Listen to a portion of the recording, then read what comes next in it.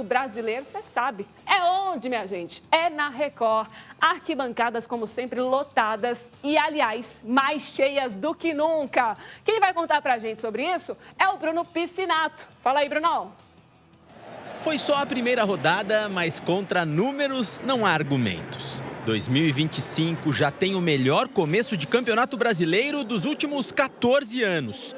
Em São Januário, no Rio, 19.119 pessoas esgotaram os ingressos para ver a virada do Vasco para cima do Santos. A cada ano, o Brasileirão dá o pontapé inicial com mais torcedores. A média dos primeiros jogos foi de cerca de 26 mil espectadores. No ano passado, a marca foi de 25.433. Em 2023, de 22.322 pagantes. A média de público vem aumentando porque os times vêm melhorando também. A vibração maior, né? A felicidade, aquela emoção toda, aquele calor do ser humano, é muito bom isso.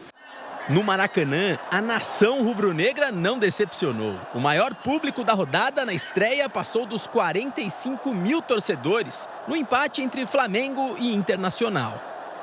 A torcida do Bahia também mostrou a paixão pelo futebol em Salvador. A casa de apostas Arena Fonte Nova teve o segundo melhor público para ver o jogo contra o Corinthians. E a segunda rodada promete médias tão boas quanto a primeira, principalmente por causa desse estádio aqui e da fiel torcida que entrará em ação. O Corinthians, no ano passado, teve a segunda melhor média de público do Campeonato Brasileiro, 43.600 torcedores. O Timão tem ainda uma marca impressionante, mais de 40 mil pessoas em 30 jogos seguidos aqui na Neoquímica Arena. Grandes astros que jogavam lá fora, vieram para o Brasil, para o Campeonato Brasileiro, consequentemente atrai cada vez mais o público. E eu não tenho dúvida que até as últimas rodadas do Campeonato Brasileiro nós teremos uma média de público como jamais antes vistas nos campeonatos brasileiros. E a nova geração de torcedor brasileiro já está se acostumando com esse ambiente, mesmo ainda no forninho. É isso aí, gente. É uma paixão nacional, né? Não tem como. E claro que vem aumentando cada vez mais, porque a gente viveu um momento de pandemia, né? Momentos difíceis aí. E agora tudo voltando ao normal e muito além do normal, inclusive, né? É um patrimônio do Brasil, o futebol em si, um mercado que movimenta milhões de reais todos os meses, né? Aliás, estou falando milhões, mas provavelmente bi, viu?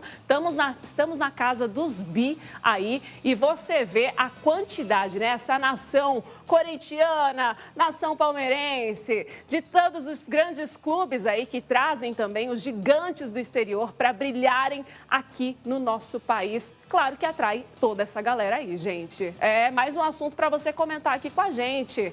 Vamos continuar falando de futebol brasileiro? Porque, olha, essa também é polêmica, hein? Tava conversando aqui com o Juninho, com o Marcelinho, o pessoal que tá aqui, ó, fazendo o nosso Esporte Record Interior. E é o seguinte, você aí apoia um técnico estrangeiro na seleção brasileira? Ouvi dizer por aqui, vamos ver se essa é a sua opinião, hein? Ouvi dizer por aqui que, gente, a questão não é o técnico, a questão são os jogadores que perderam aquele amor pela camisa, sabe? Você lembra aí da Copa, do pentacampeão? Você lembra do Cafu lá beijando a taça, levantando? Você lembra daquela geração? Será que essa geração é diferente da geração de hoje da seleção brasileira? Qual que é a sua opinião? O que você vê de diferença entre essas gerações e por que a gente não chega lá? Tanto falam Brasil, país do futebol, mas como você viu na matéria, cada vez mais estrangeiros também vindo jogar aqui no país do futebol e os nossos meninos sendo exportados. Qual é a sua opinião? É o seguinte, técnico, provavelmente aqui, segundo o pessoal do estúdio, não resolve a parada. O que resolve são os próprios jogadores vestirem a camisa. Até porque incentivo para quem ganha mais de R$1 milhão, vamos falar a verdade, gente. Já está no bolso, né? Já está garantido. Qual que é o incentivo se não há nem amor à camisa? Essa é a sua opinião? Você vai me contar. Então, a gente traz agora para você os detalhes de uma pesquisa falando sobre esse assunto. Será que um técnico estrangeiro resolve a parada na seleção brasileira? Manda aí pra gente o que você pensa. Enquanto isso, acompanha a reportagem. A seleção brasileira vive uma crise. É difícil acompanhar na derrota o tempo todo, é ruim, é sofrido. Mas a função de técnico da única seleção pentacampeã do mundo ainda é nobre. E o cargo está vago desde a última sexta-feira. Dorival Júnior foi demitido depois da goleada que o Brasil sofreu para a Argentina. E agora, quem assume? O Instituto Real Time Big Data entrevistou 1.000 pessoas entre ontem e hoje sobre o novo comandante da seleção brasileira. Segundo a pesquisa encomendada pelo Jornal da Record, 53% desejam que a CBF contrate um estrangeiro.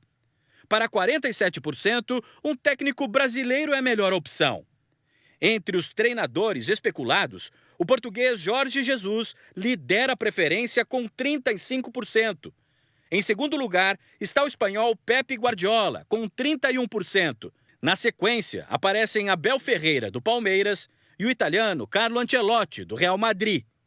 No ano passado, Jorge Jesus comandava Neymar no Al Hilal, da Arábia Saudita, e sinalizou que não contaria mais com o craque antes da transferência para o Santos.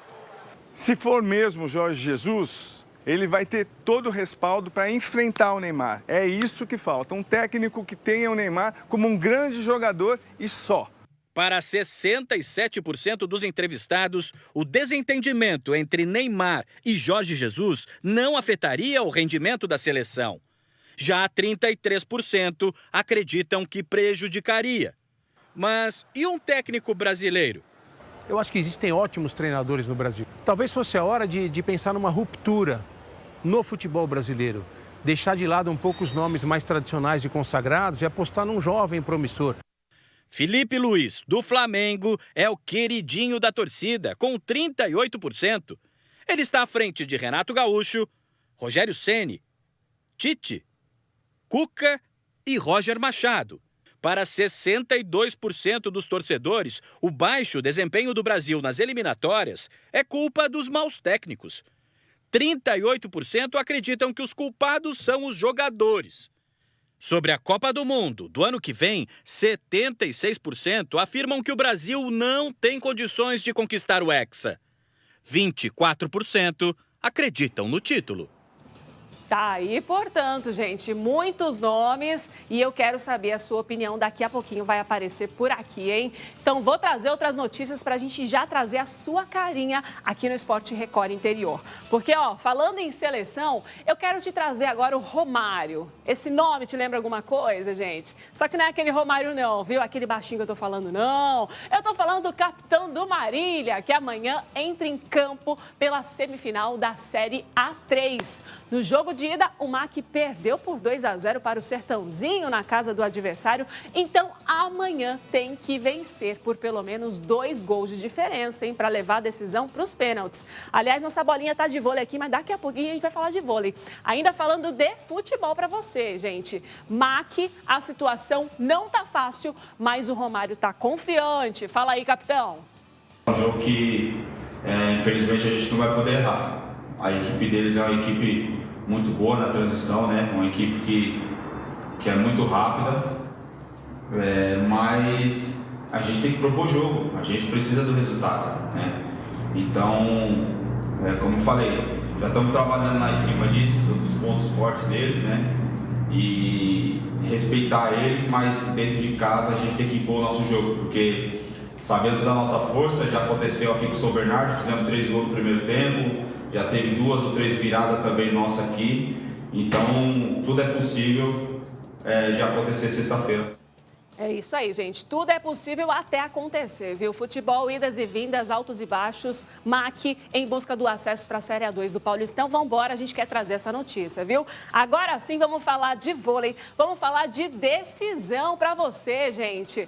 Roda as imagens. Imagens do primeiro jogo entre o SESI Vôlei Bauru e o Fluminense pelas quartas de final da Superliga. Superliga feminina, gente.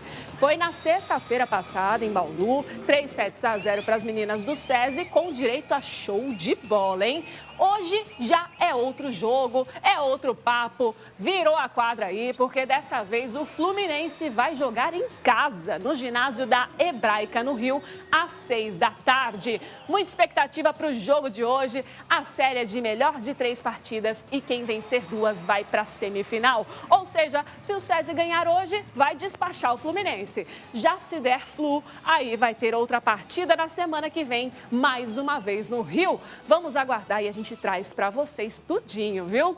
Agora vamos virar a nossa bolinha para falar de basquete. Bola alto para o basquete de Tatuí e de Sorocaba. A Liga Sorocabana está entrando em quadra pela Liga Ouro às 7h30 da noite. É na Grande São Paulo contra o Osasco. As duas equipes estão empatadas na liderança, cada uma com 3 vitórias e 1 derrota.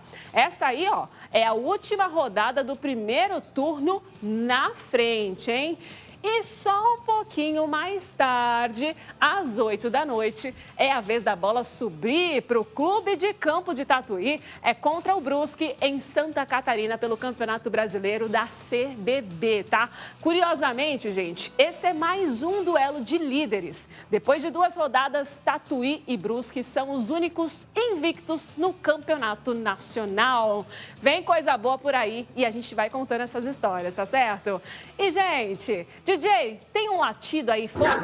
Tem uns cachorros chegando aí, ó? Ó, solta o cachorro, porque agora é hora do Magnus Futsal. Esse cachorrão bravo de Sorocaba que estreou na Copa do Brasil de Futsal. Aliás, ela é igualzinha à Copa do Brasil de Futebol, viu? Jogos em mata-mata, as equipes vão sendo eliminadas até sobrar o campeão.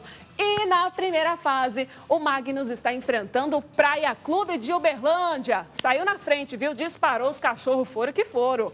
Placar um pouco raro. Roda as imagens aí. Bem raro, né, no futsal, gente? Só um.